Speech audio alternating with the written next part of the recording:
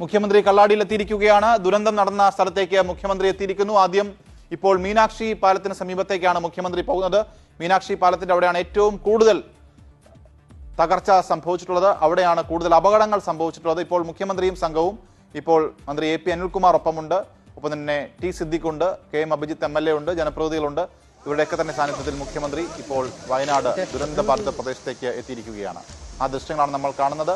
മീനാക്ഷി പാലത്തിന് സമീപത്തേക്കാണ് മുഖ്യമന്ത്രി ആദ്യം പോകുന്നത്. അനൂപ, ഇപ്പോൾ മുഖ്യമന്ത്രിയും ഒപ്പം തന്നെ ഇവിടുത്തെ ജില്ലാ ഭരണകൂടത്തിന്റെ പ്രതിനിധികളും MLA മാർ ഉൾപ്പെടെയുള്ളവരും 2 മന്ത്രിമാരും ഈ പാലത്തിന് അവിടെ നിന്ന് പരിശോധിക്കുകയാണ്. മീനാക്ഷി പാലത്തിന് മുകളിൽ നിന്ന് പരിശോധിക്കുന്നു. ഇതിന്റെ ഇപ്പം എങ്ങനെയാണ് ഇതിന്റെ ഏകോപനങ്ങൾ നടക്കുന്നത്, ഒപ്പം തന്നെ ദുരന്തം എങ്ങനെയുണ്ടായെന്നടക്കമുള്ള കാര്യങ്ങളെക്കുറിച്ചും മുഖ്യമന്ത്രിക്ക് വിശദീകരിച്ച് നൽകുകയാണ്. അല്പം മുൻപാണ് മുഖ്യമന്ത്രി ഇവിടേക്ക് എത്തിയത്. തിരുവനന്തപുരത്ത് നിന്ന് ഹെലികോപ്റ്റർ മാർഗം എത്തി, പിന്നീട് അങ്ങോട്ട് റോഡ് ഗതാഗതം ഇങ്ങോട്ടേക്ക് എത്തുകയായിരുന്നു. നമുക്കറിയാവുന്നതുപോലെ തിരുവനന്തപുരത്ത് വെച്ച് വാർത്താ സമ്മേളനം നടത്തി അന്വേഷണം കൂടി പ്രഖ്യാപിച്ചിട്ടാണ് മുഖ്യമന്ത്രി ഇങ്ങോട്ടേക്ക് എത്തുന്നത്. പ്രധാനപ്പെട്ട കാര്യം 2 കാര്യത്തിൽ അന്വേഷണം ഉണ്ടാകുമെന്ന് മുഖ്യമന്ത്രി ഇതിനോടകം തന്നെ പ്രഖ്യാപിച്ചിട്ടുണ്ട്. ഒന്ന്, ഈ ഉരുൾപൊട്ടൽ ദുരന്തം എങ്ങനെ ഉണ്ടായി എന്നത് സംബന്ധിച്ചാണ്. മറ്റൊന്ന്, കേന്ദ്ര സർക്കാർ പാരിസ്ഥിതിക അനുമതി നൽകിയിരുന്നു. ആ പാരിസ്ഥിതിക അനുമതിയിൽ നിഷ്കർഷിച്ചിരിക്കുന്ന ചട്ടങ്ങൾ ഏതെങ്കിലും രീതിയിൽ ലംഘിക്കപ്പെട്ടോ എന്ന കാര്യം കൂടി പരിശോധിക്കും എന്ന് മുഖ്യമന്ത്രി പറയുകയും ചെയ്തിട്ടുണ്ട്. അതോടൊപ്പം തന്നെ മറ്റൊരു പ്രധാനപ്പെട്ട കാര്യം പറഞ്ഞത് പഠനങ്ങൾക്ക് ശേഷം മാത്രമേ ഇനി തുരങ്കപാതയുടെ നിർമ്മാണം നടക്കൂ എന്നാണ്. ആ ഒരു സാഹചര്യത്തിലാണ്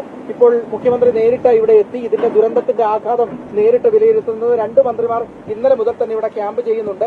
നമുക്കറിയാവുന്നതുപോലെ തന്നെ മുഖ്യമന്ത്രി VD സതീശൻ നേരത്തെ തന്നെ ഇതിന്റെ ഈ ടണൽ തുരങ്കപാത നിർമ്മാണവുമായി ബന്ധപ്പെട്ട് വിമർശനാത്മകമായി അദ്ദേഹം മുഖ്യമന്ത്രി ആവുന്നതിന് മുൻപ് പറഞ്ഞിട്ടുണ്ട്.